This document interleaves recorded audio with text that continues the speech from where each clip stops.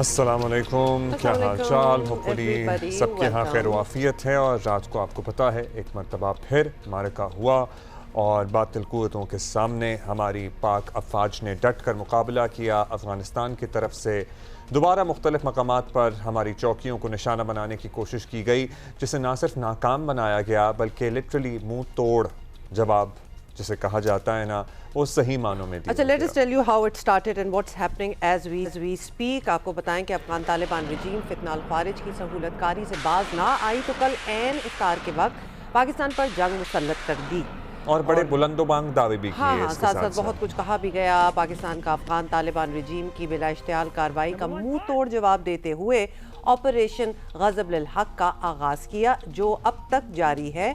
काबुल, कंदहार, नंगरहार, खोस्त और लकमान समेत दीगर शहरों में पाकिस्तानी जंगी तैयारों ने फ़िज़ाई हमले किए हैं और पाकिस्तान की फ़िज़ाई और बर्री अफवाज के ताबड़तोड़ हमलों के बाद अफगान तालिबान रजीम पैनिक का शिकार होगी। मतलब और क्या एक्सपेक्ट कर रहे थे कि रात 12 बजे उन्होंने हमले रोकने का भी ऐलान किया, लेकिन हमने अभी तक हमले रोकने का बाज़ाब्ता ऐलान उस तरह से नहीं किया है। अंगूर अड्डा सेक्टर में अफगानी पोस्टों को भारी नुकसान पहुंचाया गया। अफगान चाली पोस्ट और अफगान बाबरी पोस्ट को मुकम्मल तौर पर तबाह कर दिया गया। पख्तिया के इलाके में 5 अफगान पोस्टों पर कब्जा करके पाकिस्तान का परचम लहराया गया। वज़ीर इत्तलात अता तारा ने बताया कि अब तक की कार्रवाइयों में अफगान तालिबान के 133 कारिंदे हलाक हुए हैं, 200 से ज़ायद ज़ख्मी हुए हैं। काबुल, पख्तिया और कंधार में फ़ौजी अहदाफ पर हमलों में मज़ीद हलाकतें हो सकती हैं। पाक फ़ौज ने अफगान तालिबान की 27 चौकियाँ तबाह की हैं, 9 चौकियाँ कब्ज़े में ली हैं। जवाबी कार्रवाई के दौरान 2 कोर हेडक्वार्टर्स, 3 ब्रिगेड हेडक्वार्टर्स, 2 असलहा डिपो तबाह कर दिए गए हैं। 1 logistic base, 3 battalion headquarters, 2 sector headquarters, 80 से ज़ायद टैंक, तोपखाना और बख्तर बंद गाड़ियां भी तबाह कर दी गई हैं। मतलब आप जरा सोचें, मतलब कि टैंकों की ही आप तादाद अगर देख लें कि 80 से ज़्यादा टैंक, और उसके बाद पूरी एक लिस्ट है कि क्या क्या चीज़ें वहाँ तबाह हुई हैं।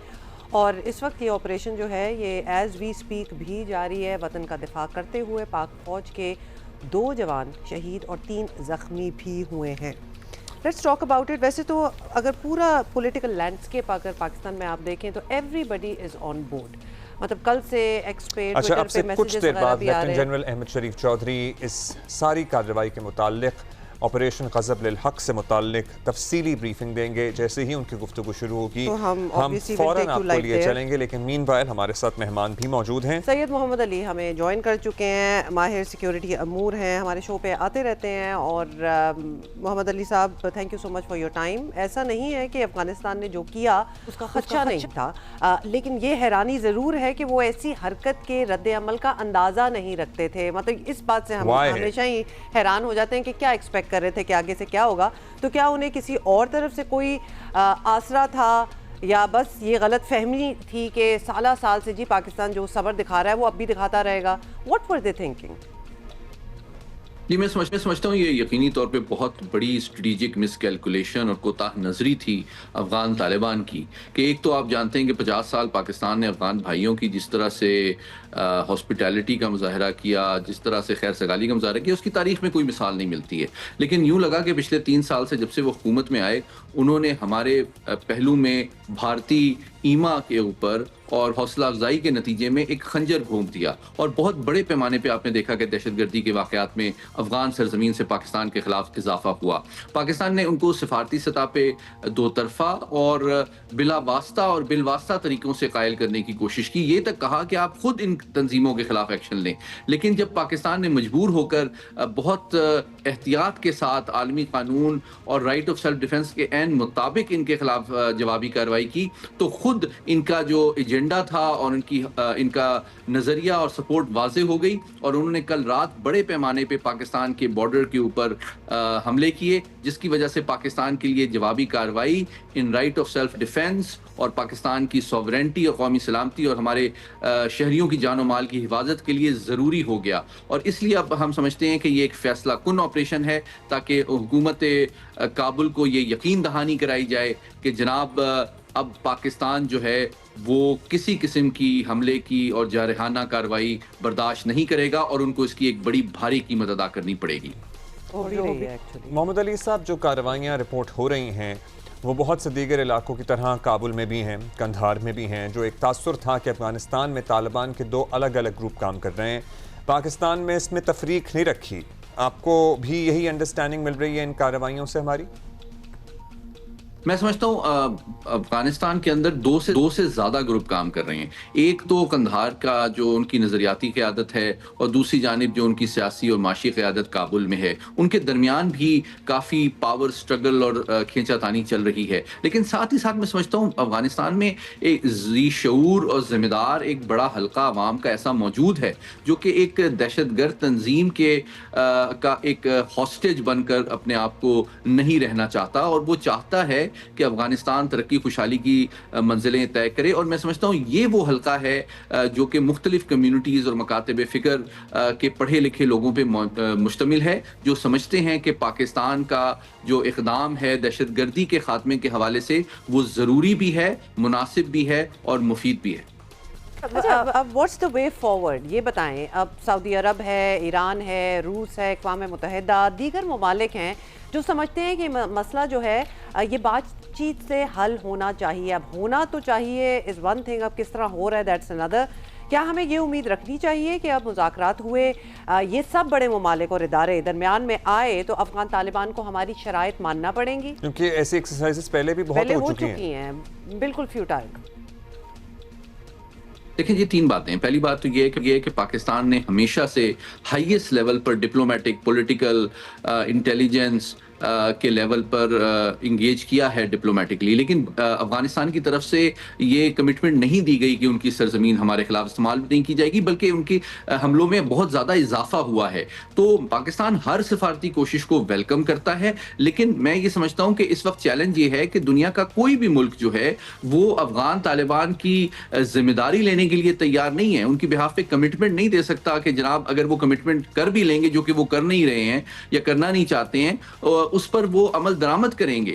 ये सबसे बड़ा चैलेंज है जिसकी वजह से पाकिस्तान के लिए मजबूरी है कि हम खुद जो है उन दहशतगर्दों के ठिकानों का खात्मा करें, जो कि न सिर्फ पाकिस्तान, इस खित्ते के ममालिक और आलमी अमन सलामती के लिए एक बढ़ता हुआ खतरा है। बहुत शुक्रिया। सईद मोहम्मद अली हमारे साथ थे। अच्छा, अफगान उमूर के माहिर ताहिर खान साहब ने अभी हमें ज्वाइन किया है, उनसे गुफ्तगू को आगे बढ़ाते हैं। खान साहब, पाकिस्तान में दहशतगर्द हमले हुए, अफगानिस्तान से लिंक मिला, पाकिस्तान ने दहशतगर्दों के ठिकानों को निशाना बनाया, बल्कि वज़ीर मुमलिकत बराए दाखिला ने हमें यह भी बताया था कि अफगानिस्तान में मौजूद पाकिस्तानियों को ही निशाना बनाया गया था, इसमें कोई इबाहम नहीं रखा गया था। उसके बाद अफगान तालिबान रजीम का हमले करना, आपको लगता है क्या मंतक थी इसके पीछे, क्या सोच रहे थे, और जो रिएक्शन पाकिस्तान ने दिया है क्या उनसे मिसकैलकुलेशन हो गई? जब पाकिस्तान ने अफगानिस्तान के मुख्तलिफ इलाकों में कार्रवाई की थी फिजाई, और पाकिस्तान ने उस वक्त कहा था कि उन्होंने 7 कैंपों उनको निशाना बनाया है, और उसमें जो पाकिस्तानी ग्रुप्स हैं जो पाकिस्तान रियासत के खिलाफ, पाकिस्तानी फोर्सेस के खिलाफ लड़ते हैं, उनको निशाना बनाया। तो अफगानिस्तान में एक रद्दअमल तो आया था, क्योंकि अफगानिस्तान का जो बयान था उस वक्त वही था कि बैनुल-अक़वामी उनके बकौल बैनुल-अक़वामी कवानीन की खिलाफ वर्जी हुई, अफगानिस्तान की जो सॉवरेनिटी है उनके खिलाफ ये अमल हुआ है। तो वहाँ पर मैं देखता रहा सोशल मीडिया में कुछ अफगान यही उनको पुश करते रहे कि आप उनका जवाब दें। खुद जब यही कार्रवाई पाकिस्तान की हुई थी तो अफगान वज़ारत दिफा जो तालिबान की है, उन्होंने कहा था कि वो जवाब देंगे उनका एक मुनासिब मौके पे। तो एक सोशल मीडिया पे एक कैंपेन चल रहा था, और ख़ासकर उन अफगान की जानिब से जो कि अफगानिस्तान में नहीं है और बाहर वो सोशल मीडिया की आज़ादी से वो इस्तेमाल करते हैं। फिर तालिबान के अंदर भी दो सोचें थी। एक तो ये कि डी एस्केलेट किया जाए, यानी कशीदगी को कम किया जाए, और लेकिन कुछ का यही ख्याल था, जिस तरह के खुद अफगान वज़ारत दिफा ने कहा कि वो जवाब देंगे मुनासिब वक्त पे। तो एक लिहाज से उन्होंने एक पहले से एक मैसेज दिया था। लेकिन पाकिस्तान में जो थोड़ी सी एक मायूसी है वो ये है कि पाकिस्तान का हर वक्त मौका होता है कि ये उनको निशाना बनाते हैं जो पाकिस्तान के खिलाफ लड़ते हैं, लेकिन अफगान साइड पाकिस्तानी फोर्सेस को निशाना बनाते हैं। और आपको याद होगा कि अक्टूबर में भी जब यही सिलसिला हुआ था तो पाकिस्तान ने स्ट्राइक किए थे, और पाकिस्तान ने उस वक्त कहा था कि उनका निशाना इनके मुसल्लह मुखालिफिन है, लेकिन अफगान साइड ने उस वक्त जो बॉर्डर पोस्ट हैं और किले हैं और उस पर वो किया था। तो ये सूरत हाल इस वजह से अब पेचीदा हुई है। अच्छा, ये बताइएगा कि अफ़गान तालिबान रजीम ने जंग के मैदान में क्या करना है, वो कैपेसिटी तो हमने उनकी नज़र भी आ गई और देख ली, लेकिन अफ़गान तालिबान और उनके साथियों की महारत दहशत गर्दी की ज़रूर है। क्या हमें अब ये होशियार रहना होगा कि इस हजीमत का ऑब्वियसली वो चाहेंगे कि वो फ़ौरन से बदला भी लें, तो वो पाकिस्तान में सिविलियंस को निशाना बनाने की कोशिश से ही करेंगे शुरुआत?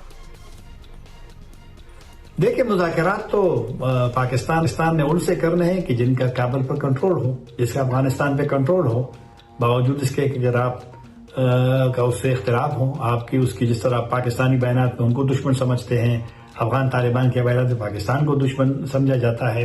तो ईरान का तो अमेरिका से दुश्मनी है, लेकिन ईरान तो अमेरिका से बात कर रहा है।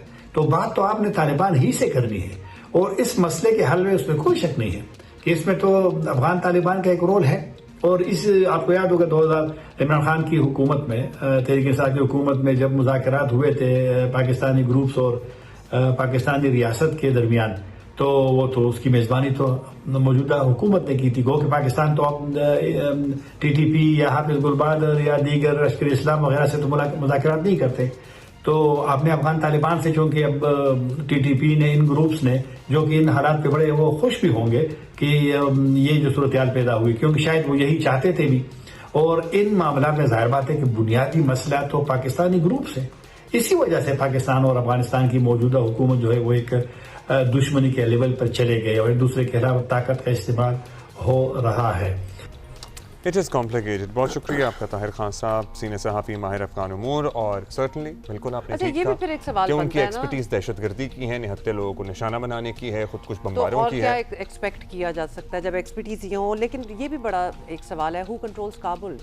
मतलब जब ये बात होती है कि कोई डायरेक्शन तो मिले, हु इज डूइंग दिस, बातचीत भी किसी से करनी है, नेगोशिएशन भी तो किसी किससे से करनी है, करनी है? तो करनी किससे है?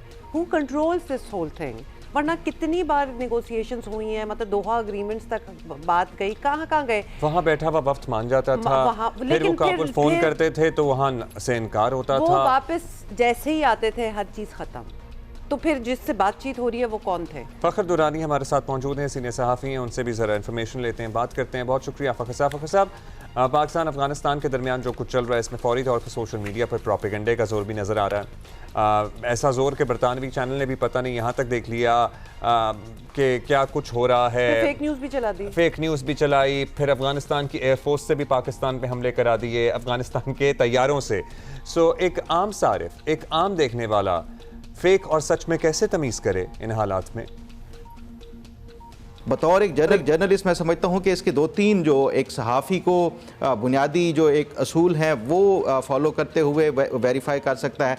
एक तो ये है कि जो सबसे इम्पॉर्टेंट चीज़ होती है वो है सोर्स वेरिफिकेशन, कि जिस एक सोर्स से, जिस अकाउंट से या जिस हवाले से कोई इन्फॉर्मेशन आ रही है, उसका सोर्स क्या कोई वो एक वेग किस्म का तो नहीं है, वो कोई एक जाली या फेक किस्म का, तो उसका लोगो, उसका जो एक इदारे का नाम है वो तो कोई इस तरह का नहीं है कि मशकूक हो, या एक जेन्युइन कोई एक क्रेडिबल इदारा है उससे ये इन्फॉर्मेशन आ रही है। तो सोर्स जो वेरिफिकेशन है वो सबसे इम्पॉर्टेंट होता है। वो चाहे सहाफ़ी हो या जो एक आम सारिफ है, वो उसको वेरीफाई कर सकता है कि किसी क्रेडिबल इदारे से ये इन्फॉर्मेशन आ रही है या जो वीडियो आ रही है, या किसी आम एक बज़ाहिर ये लगता है कि वो फेक से आ रही है। तो सोर्स इन्फॉर्मेशन सबसे इम्पॉर्टेंट है। दूसरा जो मैं समझता हूँ जो सबसे इम्पॉर्टेंट, जो इस तरह की जो क्राइसिस सिचुएशन में सहाफ़ी को भी या आम सारिफ को फॉलो करना चाहिए, वो है क्रॉस वेरिफिकेशन, कि ये जो एक इन्फॉर्मेशन अगर किसी इदारे से आ रही है, वो हमें वेरीफाई नहीं हो रहा कि वो इदारा कोई ऑथेंटिक है या कोई वो फेक है, वेग है। तो दूसरा उसका जो सबसे इम्पॉर्टेंट जो एक स्टेप है आम सारिफ को फॉलो करना चाहिए या इवन सहाफ़ी को फॉलो करना चाहिए, वो क्रॉस वेरिफिकेशन का है कि क्या ये सेम इन्फॉर्मेशन कोई और इदारे, कोई वेरीफाइड या कोई एक ऑथेंटिक इदारे भी ये रिपोर्ट कर रहे हैं या नहीं कर रहे। अच्छा, ये भी बताइएगा कि आम तौर पर जब ऐसे हालात होते हैं तो हुकूमतों का एक तरीका होता है कि सिर्फ फेक न्यूज़ को टारगेट करने के बजाय मुकम्मल इंफॉर्मेशन फ़्लो जो है उसी को कंट्रोल करने की कोशिश की जाती है। क्या ये भी एक ज़रूरी कदम होता है? इसके अलावा कुछ नहीं हो सकता कि मतलब वही बात होगी ना, हर चीज़ को बैन कर दो, उस तरह तो मतलब सिफ्ट करना चाहिए कि फ़ेक क्या है और एक्चुअल क्या है। देखिए, बिल्कुल बड़ा इम्पोर्टेंट सवाल है और इसका हमने जो एक जो है बज़ाहिर एक एक्सपीरियंस किया, वो जो पिछले साल मई में पाकिस्तान और भारत की जंग हुई, उसमें दोनों का जो पाकिस्तान की तरफ से जो इन्फॉर्मेशन के हवाले से और जो भारत की तरफ से जिस तरह से इन्फॉर्मेशन को हैंडल किया गया था, वो दोनों एक बड़ा ही, मैं समझता हूँ, दोनों पोल्स अपार्ट थे। भारत की तरफ से उन्होंने बिल्कुल ही इन्फॉर्मेशन को कंट्रोल किया, उन्होंने एक स्टैंडर्ड प्रेस रिलीज़, वो सबको इन्फॉर्मेशन जो है वो मीडिया इदारों को जारी करते थे और उसका नतीजा जो बाद में मीडिया की जो क्रेडिबिलिटी है और जो इवन भारतीय हुकूमत की क्रेडिबिलिटी थी उसको जो नुकसान पहुंचा वो सबके सामने था कि दुनिया ने इनका एतबार करना छोड़ दिया था कि भारतीय मीडिया बिल्कुल झूठ रिपोर्ट करता है। उसके अगेंस्ट पाकिस्तान ने क्या किया? पाकिस्तान ने इंफॉर्मेशन को ट्रांसपेरेंट तरीके से वक्तन फ़वक्तन, ना सिर्फ ये कि जो हमारे जो हुकूमती इदारे थे, मिनिस्टर्स या सिविलियन साइड से भी, और जो उसके साथ साथ मिलिट्री साइड से इंफॉर्मेशन शेयर की जाती रही, तो उससे क्या हुआ कि एक ट्रांसपेरेंट तरीके से जो इंटरनेशनल मीडिया को भी ना सिर्फ ये कि हकायक और जो मालूमात थी वो मिलती रही, और फिर उसके साथ साथ जो हमारी लोकल मीडिया के हवाले से भी इंफॉर्मेशन जो शेयरिंग थी वो एक बेहतर तरीके से हो रही थी। तो ये जो ट्रांसपेरेंसी है, ख़ासतौर पे इस तरह की जो सिचुएशन होती है उसमें वो बड़ा मैटर करती है। अच्छा फ़खर, मतलब आर्टिफिशियल इंटेलिजेंस वाली वीडियोस, वीडियो गेम्स वाली वीडियोस वो भी चल रही हैं साथ में, वो जो वॉयलेंट वीडियो गेम्स होते हैं ना, उनकी वीडियोस भी चल रही हैं। बड़ा जोर नज़र आ रहा है इनका। वक्त के साथ टेक्नोलॉजी बेहतर होने के बाद ऐसी वीडियोस लिटरली सामने आती हैं जिनको आइडेंटिफाई करना, जिनको पकड़ना बड़ा मुश्किल हो जाता है कि ये झूठी भी हो सकती हैं। सो क्या होगा? क्या वक्त आ चुका है कि आलमी सतह पर AI के इस्तेमाल की कोई रेगुलेशन हो, या एटलीस्ट ये लाजिम किया जाए कि साथ में लिखा हो कि ये AI जनरेटेड वीडियो है, जो बाज़ लोग करते हैं अपने तरीके, बहुत से लोग नहीं करते। बिल्कुल, देखें, शुरू में जो ये डीप फेक के हवाले से या जो AI जनरेटेड जो वीडियोस थी वो सिर्फ एंटरटेनमेंट पर्पस के लिए थी, लेकिन अब इसको बाकायदा तौर के ऊपर एक ये इंडस्ट्री अख्तियार कर चुकी है और वॉरफेयर में ख़ास तौर पे ये जो इम्पॉर्टेंट एक टूल के तौर के ऊपर इस्तेमाल किया जा रहा है। जो डीप फेक और जो AI जनरेटेड जो वीडियोज़ हैं वो आप एडवर्सरी और जो एनिमी कंट्री है या हॉस्टाइल कोई भी, तो उनके खिलाफ ये इस तरह का इस्तेमाल करते हैं। तो मेरा ख्याल है कि इसके ऊपर रेगुलेशन के हवाले से ऑलरेडी UN के प्लेटफॉर्म के पर डिबेट जो है वो चल रही है। फिर उसके साथ साथ EU में जो AI की जो रेगुलेशन के हवाले से ऑलरेडी इस पर कोई बात हो रही है जो बिल लाने के हवाले से। तो एक तो मेरा ख्याल है कि ये जो AI के जितने भी इंटरनेशनल जो प्लेटफॉर्म्स या इदारे हैं उनको ये इसके लेबलिंग के हवाले से डीप फेक हो या जो AI जनरेटेड वीडियोज़ हैं वो लेबलिंग होनी चाहिए ताकि वो डिस्टिंग्विश हो सके आम सारिफ को, क्योंकि मालूम ही नहीं होता कि ये असल है, हकीकत है या जो AI जनरेटेड है। तो ये इसके ऊपर पाकिस्तान के अंदर भी मैं समझता हूँ और दुनिया भर में ओवरऑल ये इसके ऊपर सिर्फ डिबेट की हद तक नहीं बल्कि इसकी बाकायदा रेगुलेशन की जानी चाहिए, क्योंकि ये आम जो सारिफ है वो तो इसको वैसे ही डिस्टिंग्विश नहीं कर सकता। मतलब इससे तो इतनी गलतफहमियाँ, इतना कुछ हो सकता है कि इस पे तो सारों को मिलके, पूरी दुनिया को मिलके रेगुलेशन डेफिनेटली करनी चाहिए, because this can be twisted and used. आपका अपना नुकसान भी हो सकता है उससे, आपका अपना फ़ायदा भी हो सकता है। It can go either way, anybody can do it. तो वो एंटरटेनमेंट वाली लाइन है ना, अब वो खत्म होगी। मैं तो कहती हूँ इसकी एंटरटेनमेंट भी नहीं होनी चाहिए अब तो, ये वो चीज़ ही नहीं। नहीं पता है क्या, this is a part of, this is the new normal now. हम आर्टिफिशियल इंटेलिजेंस, डीप फेक, ये सारी चीज़ों की हम बात कर रहे हैं। अच्छा जी, अभी हम एक ब्रेक लेंगे, जैसे ही मजीद अपडेट्स हमारे पास होंगी वो भी आपसे शेयर करेंगे, और भी खबरें हैं जो आपको बताना ज़रूरी है। Yes, let's take a break. अस्सलाम वालेकुम, you are watching the repeat of Geo Pakistan। और लाइव आज जो शो हुआ था जिसमें हम भी लाइव थे और DGISPR की प्रेस कॉन्फ्रेंस भी थी। क्या बातें हुई सुनिए। सूरत हाल गंभीर रही रात को और उसकी डेवलपमेंट्स और अपडेट्स का सिलसिला जारी है। तर्जुमान पाक फौज ने बताया कि अफगानिस्तान के तालिबान रजीम ने पाकिस्तान पर कितना बड़ा हमला किया लेकिन उन्हें हासिल कुछ ना हुआ। बहुत सी तफसील इस मुतालिक शेयर की गई कि कितने ठिकानों को तबाह किया गया। हमारे 12 जवानों ने जाम शहादत भी नोश किया और उनके 274 अफगान तालिबान के खारिजी हलाक हुए हैं। उन्होंने हमें तो ये बिल्कुल वाज़ेह है, हम ये खुल के कहते हैं कि ये मास्टर प्रॉक्सी है जिसके नीचे ये मुख्तलिफ दहशतगर्द प्रॉक्सीज जो सी हैं। यूनाइटेड नेशन की रिपोर्ट खुद कहती है 21 के करीब वहाँ पे दहशतगर्द प्रॉक्सीज जो सी हैं इस मास्टर प्रॉक्सी के नीचे काम कर रही हैं। लेकिन कल दुनिया पूरी ने देखा कि किस तरह वो फिजिकली उसकी सपोर्ट में उसके साथ आई, and then the world and the Pakistan also saw the response. And the response, we were ready, vigilant. The Pakistan Armed Forces, Pakistan Army responded immediately and effectively. At all 53 locations, the attack was repulsed. At no one location, they could not make any success. They came with quadcopters, armed quadcopters, वो भी लाए, छोटे और बड़े हथियार भी लेके आए, उनके क्वाडकॉप्टर्स भी गिराए, उनके हथियार भी खामोश किए, and they were not only effectively repulsed but exercising our right of self defense. जहां जहां से हमला आया, पाकिस्तान की अफवाज ने उसको मुंह तोड़ जवाब दिया। आपको ये भी बताएं कि DGISPR lieutenant general Ahmed Sharif Chaudhry ने बताया कि पाकिस्तान ने एक हफ्ता पहले अफगानिस्तान में TTP के ठिकानों को निशाना बनाया था, लेकिन तालिबान रजीम ने इन दहशतगर्दों को निशाना बनाने का रद्द-ए-अमल रियासत पाकिस्तान पर हमले की कोशिश से दिया, जिसका फिर उन्हें मज़ा चखा दिया गया। आपको मालूम है कि 21 और 22 फरवरी की शब को मुसद्दका इंटेलिजेंस इतलात की बुनियाद पर पाकिस्तान ने पाक अफ़गान बॉर्डर के मुल्हक्का इलाकों में फितना अल ख़वारिज के तरबीती मराकज़ और ठिकानों को बड़ा केयरफुली निशाना बनाया, और इसकी तफसीलात हुकूमत पाकिस्तान पहले ही शाया कर चुकी है। ताहम जो अफ़गान तालिबान रजीम है, उसने एक सो कॉल्ड एक्शन किया, उसको बुनियाद बना के पाकिस्तान ने दहशतगर्दों को तहरीके तालिबान पाकिस्तान, जिसको वो खुद तहरीके तालिबान पाकिस्तान कहते हैं, फितना अल ख़वारिज, उनके खिलाफ एक्शन लिया, उनके ठिकानों को निशाना बनाया।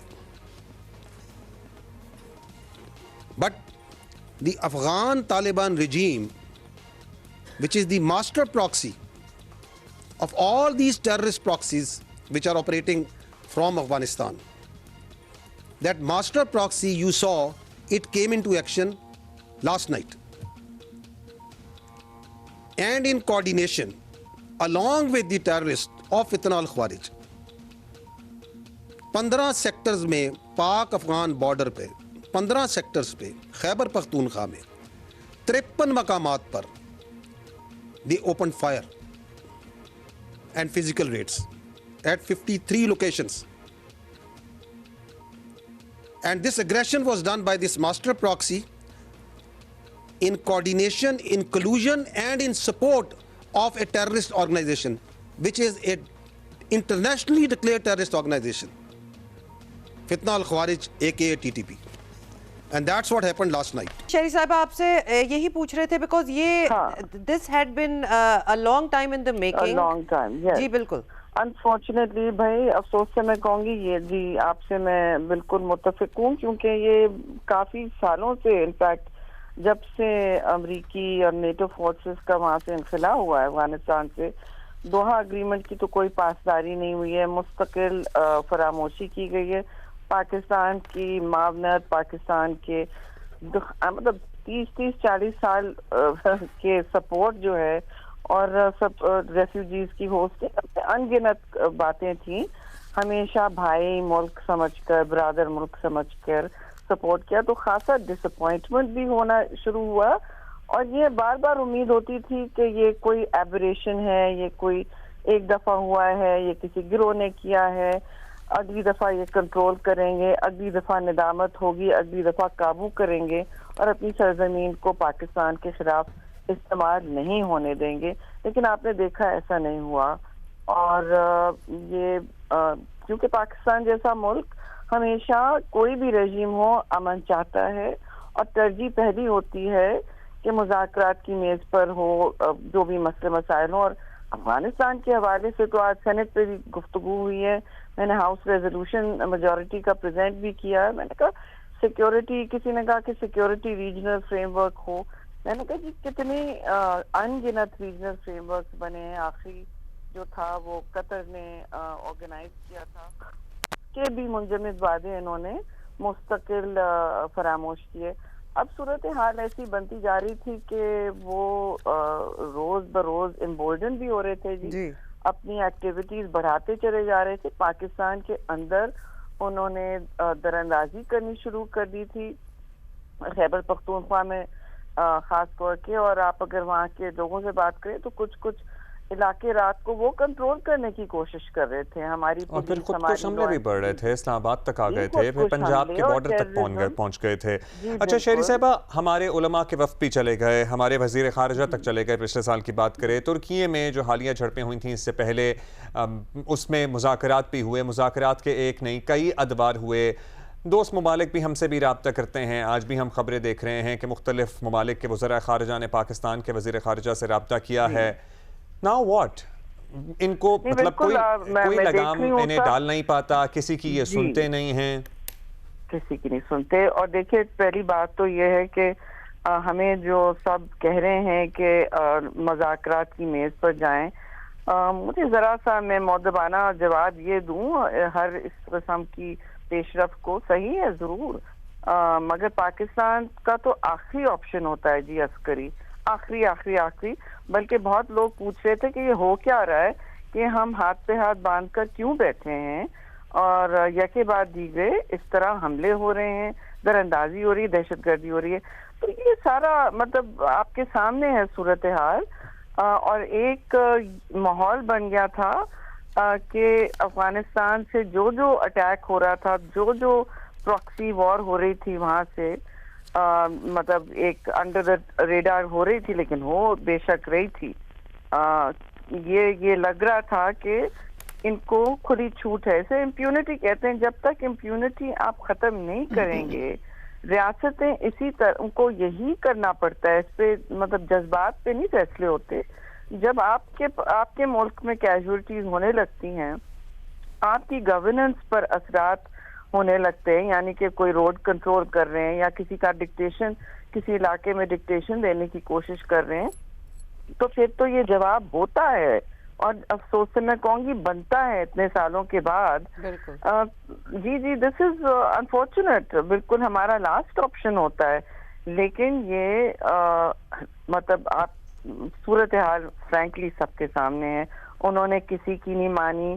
और असल बात ये मैं भी कहूँगी, एक आखिरी बात मुझे कहने दें, ये रेजीम की बिहेवियर होती है, ये रियासतों का बिहेवियर नहीं होता है। आप एक इलाके पर काबिज होंगे या आपके पास अपनी सरजमीन पर कंट्रोल नहीं है, अपने ग्रुप्स पर कंट्रोल नहीं है, तो फिर आप रियासत पर काबिज नहीं है। ठीक है ना, मुझे ये भी लग रहा है। शहरी साहब, एक बहुत बड़ा सवाल जो कि जब भी कोई बातें होती हैं, जैसे दोहा अग्रीमेंट में भी बात कर लें, अफगानिस्तान से एक वफ्द गया, वहाँ बातचीत के लिए कुछ अग्रीमेंट्स हुई भी, एनीवे उनको ऑनर नहीं किया गया। उसके बाद question always arises, who controls Kabul? क्योंकि वफ्द आ जाते हैं, बातचीत भी हो जाती है, उनकी कोई से नहीं होती जब वो वापस जाते हैं, या उनकी से होती ही नहीं है, या फिर वो वापस जाके कुछ करते ही नहीं है। फिर लगता है कि दुनिया के लिए this is all an eyewash, क्योंकि इस पे ना अमल हो रहा है, ना पासदारी होनी है, करना उन्होंने वही है जो उन्होंने करना है। They are not in control. जी वही मैं आपसे पहले भी यही अर्ज कर रही थी कि ये एक रेजीम होगी एक हिस्से पे, क्योंकि अगर आपको वहाँ सोर्सेज ऑफ लॉ इन्फोर्समेंट और वायलेंस पर काबू नहीं है, अस्करियत पर काबू नहीं है। देखिए फाल रियासतों में, सॉवरन रियासतों में अस्करी इंस्ट्रूमेंट्स जो होते हैं, अस्करी हथियार जो भी कोई होते हैं, तशद्दुद के भी हथियार, वो रियासत के ही पास होते हैं, ताकि वो जस्टिस सिस्टम के जरिए और अपनी लीगल राइट्स के जरिए काम करे ना। ये आप कोई भी मुंह उठा के तो नहीं कर सकता है कि जी हमारे पास भी असला है और हम भी एक अपना हक इस्तेमाल करें। अच्छा, अभी तो इन्होंने हमारी नाक में दम किया हुआ है शहरी साहिबा।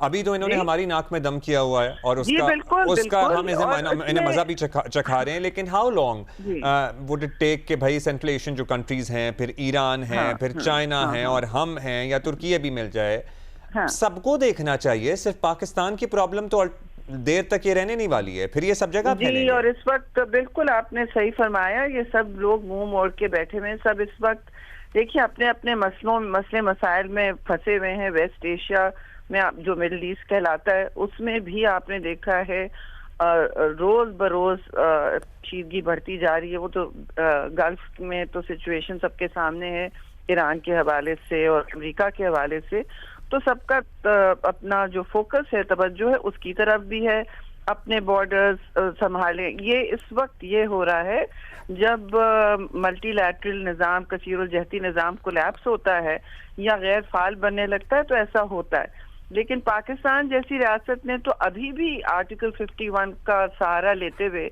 यूएन चार्टर का सहारा लेते हुए काम किया है राइट ऑफ सेल्फ डिफेंस के हवाले से। पहले भी यही हुआ था बुनियानुल मरसूस और मार्का हक में। अब आप देखें कि ये जो बार बार कहते हैं कि हम शायद हम भी यही डिस्कशन कर रहे हैं ना काफी देर से कि किसका कौन काबिज है अपनी टेरिटरी पे कि नहीं, कंट्रोल है कि नहीं। होगा भी तो जी, तो अब काबुल टू कंदहार ये किस तरह हो रहा है? दैट मीन्स पुष्पनाही तो है ना, काबुल और नहीं फिर है तो ये भी पुष्पनाही क्या तो है। हमें कॉस्ट इतनी बढ़ा देनी चाहिए, ये जो यही करना टीटीपी को पड़ेगा। ये सपोर्ट करते हैं उसकी, कि ये सोचें कि हाँ ये लायबिलिटी तो है हमारे लिए, लेकिन अब बड़ी महंगी लायबिलिटी बन गए हैं। लायबिलिटी भी हो, ताने बाने भी मिलते हो, ये फैसले अफगान रियासत और रजीम को करनी पड़ेगी कि वो रियासत है या वो टोलों का एक मतलब फैक्शन है। हम हर रियासत की इज्जत करते हैं, सॉवरेन रियासत की इज्जत करते हैं। और ये आपने जो पहले कहा था ना कि लोगों को अपनी रीजनल सिचुएशन संभालनी चाहिए, क्योंकि ये बनना है फिर से दुनिया के लिए, सिर्फ खित्ते के लिए नहीं, ये सरजमीन और ये एक्शंस जो हैं दुनिया के लिए फिर मसला बन सकते हैं और बनेंगे। ये पहले भी आप देख चुके हैं, ये तारीख दोहरानी तो नहीं चाहिए, लेकिन ये फिल्म आपके सामने पहले चल चुकी है ना। अच्छा और शरीफ साहिबा, ये बिल्कुल शाखसाने पहले भी भी चल आपने चुकी है, देखी। लेकिन ये फिल्म अब जरा ज्यादा वाजे इसलिए पिक्चर होना Oh, स्टार्ट yes. हो गई है क्योंकि Oh, अगर yes. आप हमारे ईस्टर्न बॉर्डर की अगर फ्रेंडलीनेस टुवर्ड्स अफगानिस्तान देखें, मतलब जिस तरह वो हाँ। अफगानिस्तान में इंडिया ने इन्वेस्ट किया है, जो उनके ताल्लुकात हैं, और जिस तरह वो इन्वेस्टमेंट और ताल्लुकात बेहतर उनके होते जा रहे हैं, हमारी तरफ अटैक्स भी बढ़ते जा रहे हैं। सो दिस इज जी, ऑल्सो बिल्कुल। जी बिल्कुल ये नई बात बिल्कुल आपने सही कही। ये इतना इन्वेस्टमेंट, इतना गठजोड़ नहीं था भारत That's का right. खुलेआम, और ये हो रहा है। और मैं कहती हूँ परेशान कोई ना हो इस बात पे, वो संभालें अफगानिस्तान के मेल्टडाउन को, वो संभालें इन ग्रुप्स को, इन गिरोह को।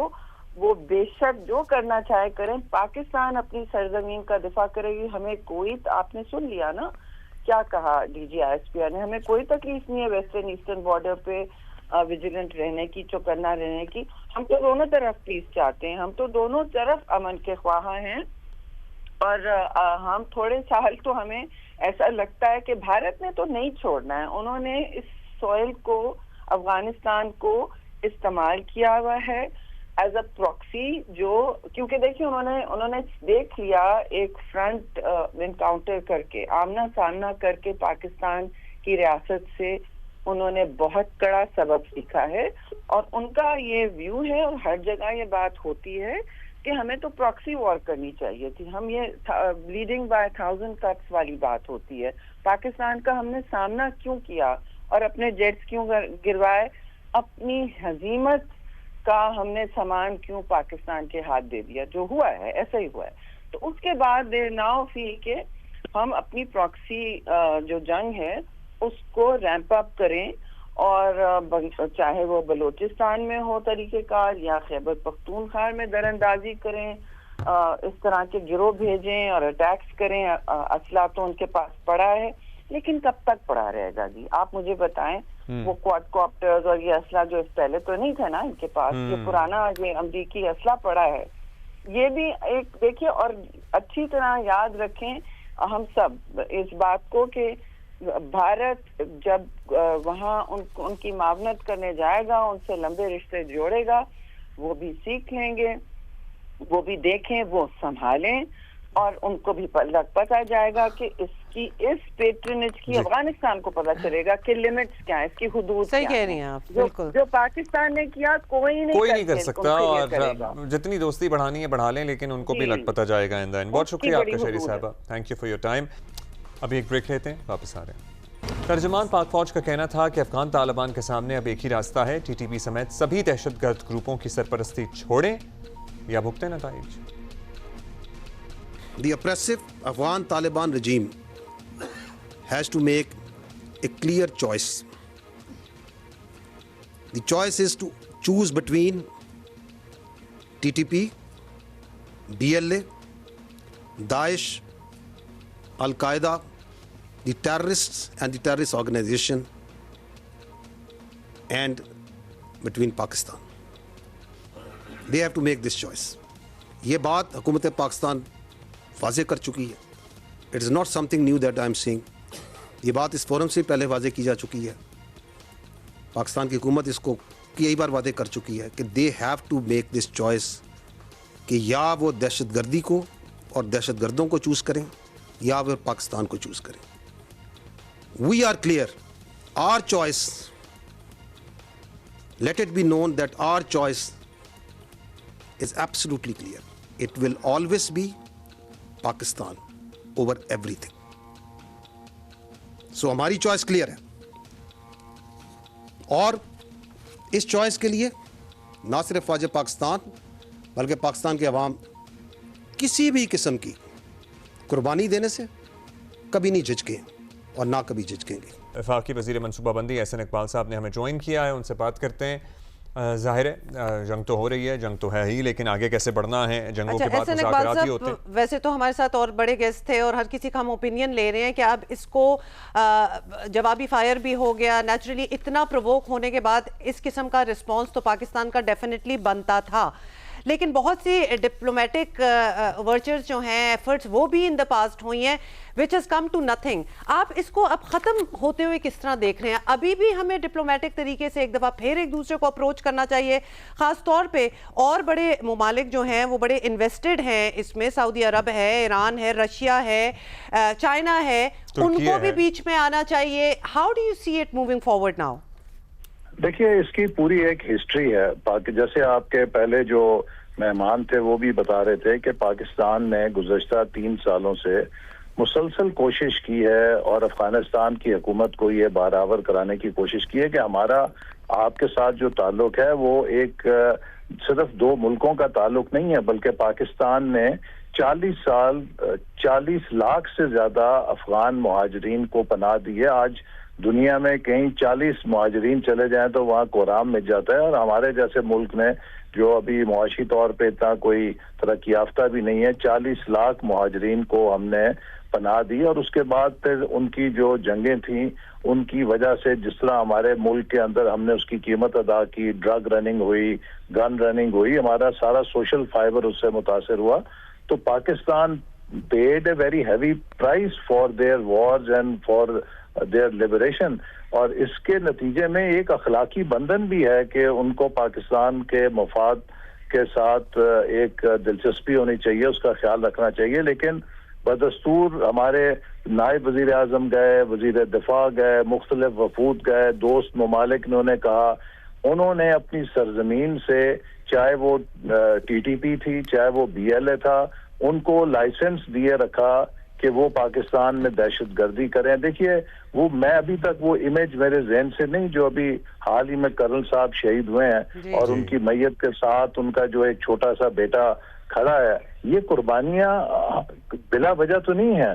हमारे जवान हैं, पुलिस के हैं, सिक्योरिटी फोर्सेस के हैं, फौजी अफसर हैं, उनकी फैमिलीज हैं, ये सब कुछ उनका निशाना किस वजह से बन रहे हैं? इस दहशतगर्दी के लिए हम उन्हें लाइसेंस तो नहीं दे सकते, और पाकिस्तान की जो खुद मुख्तारी है उसे गिरवी तो नहीं रख सकते कि जी हमारा बरादर दोस्त मुल्क है। अखलाकी बंधन की आप बात कर रहे हैं, जाहिर है कितने अरसे से हम उन्हें बावर करा रहे हैं और इसका कोई असर हो नहीं रहा है। आपने बता दिया कि गवर्नमेंट की सतह पे भी कितने वफूद चले गए, उलमा भी चले गए, दोस्त ममालिक भी बैठ गए। हुकूमत की रिजॉल्व बहुत इस मामले में क्लियर है कि this matter should settle once for all, और मेरा ख्याल है कि इसमें हमें इसको एक मंतकी अंजाम तक ले जाना चाहिए। और अगर हमने इसमें थोड़ी सी नरमी दिखाई तो फिर 6 महीने बाद वही सिलसिला शुरू हो जाएगा। जब तक कि कोई डिसाइसिव अंडरटेकिंग नहीं आती और कोई एक फैसला कुन यकीन दहानी नहीं होती कि आइंदा ये सिलसिला बंद होगा, पाकिस्तान के अंदर दरअंदाजी नहीं होगी, तो पाकिस्तान का हक है कि वो इस ऑपरेशन को और इस जंग सर, को ये ऑपरेशन आपने कहा मंतकी अंजाम तक ले जाना चाहिए, ज़ाहिर है अभी चल रहा है ग़ज़ब हक, हम मज़ीद एक्शन देखें, आप यही हम समझें, आपकी बात से यही अखज़ करें?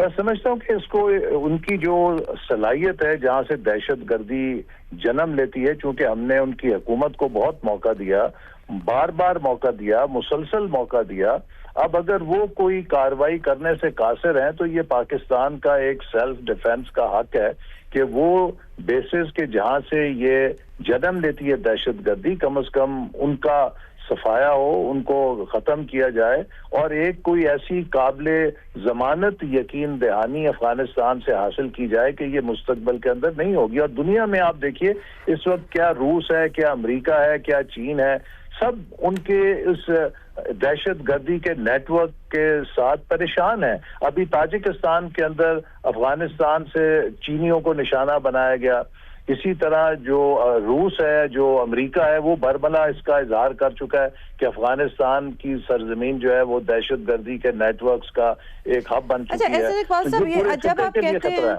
जी जब आप डिसाइसिव एक्शन की बात करते हैं, अब एक एक्शन तो ऑब्वियसली हमने भी, ऑल्दो हम उसको एक्शन नहीं कहेंगे, हमने तो रिएक्ट ही किया है क्योंकि हम पे हमले हो रहे थे, पाकिस्तान की तरफ से मैं बात कर रही हूँ। लेकिन when we talk about a decisive action जो कि वंस एंड फॉर ऑल वाला हो, वो सिर्फ क्या पाकिस्तान की ही रिस्पॉन्सिबिलिटी है? जिस तरह अभी आपने भी कहा कि बहुत से मुल्क हैं और वो भी तंग आए हुए हैं, ये जो हरकतें हैं अफगानिस्तान की, shouldn't everybody be a part of this decisive action जो लेना पड़ेगा ताकि अफगानिस्तान को एक दफ़ा for once and for all समझ आ जाए कि ये बर्दाश्त अब कहीं भी नहीं होगा। Why should Pakistan be the only one doing all the hard work? देखिए, उसमें यकीनन बाकी दुनिया के जो कम्युनिटी है उसको नोटिस लेना चाहिए और पाकिस्तान जो एक्शन ले रहा है, जैसे आपने कहा, वो in response to their attack on our land ले रहा है। उन्होंने रात के अंधेरे में, जैसे इससे पहले भारत ने रात के अंधेरे में हम पर हमला किया और सोचा कि हम शायद अपने दफा से गाफिल होंगे, अफगानिस्तान ने भी यही सोचा कि शायद वो पाकिस्तान के साथ कोई बहुत ओवर कॉन्फिडेंट थे कि हमने बड़ी सुपर पावर्स का मुकाबला किया, तो उन्होंने भी पाकिस्तान के सरजमीन पे जो हमला किया, हमारी फौजी चौकियों पे हमला किया। We have a right now to respond और रिस्पॉन्ड इन अ मैनर कि it should be a decisive response. और मेरा ख्याल है कि हमारी मुसल्लह फौज का मोराल और पूरी कौम इसमें यकसू है कि ये दहशत गर्दी का सिलसिला बंद होना चाहिए। कितनी देर तक हमारे लोग जनाजे उठाएंगे? हमारे लोगों के कंधे शाल हो गए जनाजे उठा उठा के। खैबर पख्तूनख्वा में, बलूचिस्तान के अंदर बिलखुसूस जो दहशत गर्दी है उसने वहाँ के लोगों का जीना हराम कर दिया है और यकीनन जहाँ पर इस तरह के वाकयात होते हैं वहाँ की मईशत मुतासर होती है। तो पाकिस्तान अफोर्ड नहीं कर सकता कि हम इस तरह इनको परमिट दें कि जब दिल चाहे वो खुदकुश बम्बार, उन्होंने तो खुदकुश बम्बारों की फैक्ट्रियां लगाई हुई हैं, लेकिन अगर कोई ऐसी चीज वो करेंगे तो मेरा ख्याल है कि बहुत हमारा क्लियर स्टैंड है कि अगर कोई पाकिस्तान में खुदकुश बम्बार आएगा तो उसका भी भरपूर जवाब अफगानिस्तान के अंदर दिया जाएगा। बहुत शुक्रिया आपका एहसन इकबाल साहब। वो कह रहे हैं कि अब डिसाइसिव एक्शन लिया जाए, इसको यहाँ पर ना छोड़ा जाए, मंतकी अंजाम तक इस कार्रवाई को पहुँचाया जाए और कम से कम जो दहशतगर्दों के ठिकाने हैं उनके मुकम्मल तबाह होने तक ये कार्रवाई, जिसको हम कह रहे हैं ग़ज़ब हक, ये जारी रहनी चाहिए। ऐसा ही होना चाहिए। We'll talk more on this and we'll have some other expert opinions as well. अभी हम छोटी सी ब्रेक ले रहे हैं, फिर right back. Lieutenant general Ahmed Sharif Chaudhry ने बताया कि अब तक की कार्रवाइयों में अफगानिस्तान के अंदर कितने दहशतगर्द मारे गए, कौन कौन से अड्डे तबाह किए गए, उसकी पूरी एक तफसील थी जो उन्होंने शेयर की है। और फिर ऑफ कोर्स उन्होंने ये भी बताया कि हमारे कितने जवान शहीद हुए। पाकिस्तान की हिफाजत के फरीज़े की अदायगी में हमारे अब तक की तादाद के मुताबिक 12 जवान शहीद हुए हैं। अफगान तालिबान रजीम की 73 पोस्टें मुकम्मल तबाह की जा चुकी हैं। 73 post along the Pak Afghan border have been totally destroyed. Other than that, 18 posts are in our possession. They have been captured. Other than that, अब तक एक मोहतात, और ये कंजर्वेटिव हम एस्टिमेट्स आपको दे रहे हैं, as per conservative estimates 115 tanks, बख्तरबंद गाड़ियां और अटरली पीसेस अफगान तालिबान रजीम की फोर्सेस की तबाह की जा चुकी हैं। अदर देन दैट वो हेडक्वार्टर्स, वो दफाई तनसीबात और मकामात जो कि दहशतगर्दी को और दहशतगर्द तंजीमों को, फितना अल ख़वारिज, फितना अल हिंदुस्तान, इनको तहफ़्फ़ुज़ प्रोवाइड करते हैं, इनकी मनसूबाबंदी में उनकी मदद करते हैं, उनको चुन चुन कर निशाना बनाया गया। इन फ़ज़ाई निशानों में 22 मकामात पर काबुल में, कंधार में, पक्तिया में, नंगरहार में, खोस्त में और पक्तिका में टारगेट्स लिए गए। All these targets were very carefully selected based on intelligence. They are military targets, and great care was exercised so that there is no civilian collateral damage. In targets में there are core headquarters of Afghan Taliban forces, brigade headquarters, battalion headquarters, sector headquarters, ammunition depots, logistic bases और दहशतगर्दों और सहूलतकारों को तहफ़्फ़ुज़ provide करने वाली पनाहगाहें, ये तमाम इनमें शामिल हैं। ख़वातीन व हज़रात, पाकिस्तान के नामूस और पाकिस्तान की टेरिटोरियल इंटीग्रिटी को सेफगार्ड करते हुए ऑपरेशन में अब तक इस बहादुर फ़ौज के 12 सपूतों ने जाम शहादत नोश किया है, जबकि 27 ज़ख्मी हैं और 1 सोल्जर मिसिंग इन एक्शन है। अभी मुशाहिद हुसैन सैयद साहब हमारे साथ मौजूद हैं, पाक चाइना इंस्टीट्यूट के सरबराह हैं। बहुत शुक्रिया मुशाहिद साहब। मुशाहिद साहब, हम शहरी साहिबा से भी यही बात कर रहे थे कि अब जो सूरत हाल है वो सबके सामने है, यहाँ से कौन मामलात संभालेगा? ये भी समझ में नहीं आता कि काबुल पे कंट्रोल किसका है, फिर काबुल अलग है, कंधार भी है, फिर कितने अदवार हो गए तुर्किये में, फिर दोस्त ममालिक भी पड़ जाते हैं, कोई गारंटी लेने को तैयार नहीं है। तो पाकिस्तान क्या करे? क्या TTP को सपोर्ट करने की, TTA की कॉस्ट इतनी बढ़ा दे अल्टीमेटली कि उनको लगे कि हाँ जी इनसे जान छुड़ाना बेहतर है, नहीं तो हम रोज़ नई जंग में पड़ जाएंगे, या और कोई या ये लाहे अमल ही ठीक है, या कुछ और भी हो सकता है? जी अस्सलाम वालेकुम जी, और आपके व्यूअर्स को मेरी तरफ से बड़ा अस्सलाम वालेकुम। मैं समझता हूँ पहली तो बात यह है कि पाकिस्तान ने एक जायज़ जवाब दिया अपने दिफा में, जो जारियत अफगानिस्तान से हो रही है और जो दहशतगर्दी अफगानिस्तान की सरजमीन से मुतवातर पाकिस्तान के खिलाफ हो रही है। हालांकि हमने उनको बताया भी कि इसको बंद करें, तो एक तो वो ठीक हो गया। दूसरा ये है कि मेरे ख्याल में बड़ा ज़रूरी है इस सूरत हाल में कि हम एक तकसीम करें और फ़र्क बताएं लोगों को कि जो एक महदूद और एक तनहा और एक गैर मकबूल काबुल हुकूमत है, जो तालिबान रजीम है, उसका और उस अफगानिस्तान के मजलूम अवाम का फ़र्क है। हमारा इशू अफगान तालिबान की इस रजीम से है, हमारा इशू अफगानिस्तान के अवाम से नहीं, जिनसे हमारे बहुत दरीना पुराने दोस्ताना और रवायती तारीखी रिश्ते हैं। और तीसरा मैं समझता हूँ जो आपने कहा कि क्या what is the way forward, मैं समझता हूँ कि हमने जो उनको बता दिया कि ये रेड लाइन है, चाहे जो भी मुल्क हो हमारी सॉवरेनिटी पर हमला करेगा, हमारे सालमियत पर, चाहे हिंदुस्तान हो या अफगानिस्तान हो या कोई और मुल्क भी हो, हम उसका मुंह तोड़ जवाब देंगे। अब हमें चाहिए कि उस सफारतकारी की तरफ आए। 4-5 हमारे जो दरीना दोस्त हैं जिसका असर है काबुल के ऊपर और इंतजामिया के ऊपर, चीन, तुर्की, Iran, Qatar, Saudi Arabia, UAE और रशिया, इनको मेरे ख्याल में हम मोबिलाइज करें। और एक और चीज बावर कराएं अफगानिस्तान की जो अनफॉर्चुनेट ये जो उनकी रूलिंग ग्रुप है काबुल में, कि जनाब आप हिंदुस्तान से पींगे बढ़ा रहे हैं। हिंदुस्तान ने तो नक्शा तैयार कर दिया अखंड भारत का, जिसमें अफगानिस्तान हिस्सा है अखंड भारत का। तो वो किस मुंह से अफगानिस्तान के लोग जाते हैं दिल्ली में अपने सिंपैथी के लिए कि दोनों तरफ मुनाफकत हो रही है। वो हिंदुत्व की हुकूमत है और ये एक नाम नेहाद करते हैं हम तालिबान है, जो भी इस्लामिक गवर्नमेंट है। तो उस हवाले से मेरे ख्याल में सफारतकारी भी साथ साथ चलनी चाहिए। और ये जो 4-5 लोगों का नाम मैंने दिया ममालिक का, ये उनका भी वही खदशात हैं, उनके भी वो खतरात महसूस करते हैं। इनमें से कोई भी गारंटी नहीं ले पाता इनकी। अच्छा, ये भी बताइएगा मुशाहिद साहब कि ये अब एक्सपेक्टेशन क्या थी अफगानिस्तान की? मतलब वो तो कर ही रहे थे अटैक, हमें भी अटैक कर रहे हैं, हमारे तो मुल्क के अंदर घुस के, इस्लामाबाद भी अभी हमें ताज़ा याद ही है कि उधर क्या हुआ था। What were they expecting? Were they expecting some assistance from India perhaps?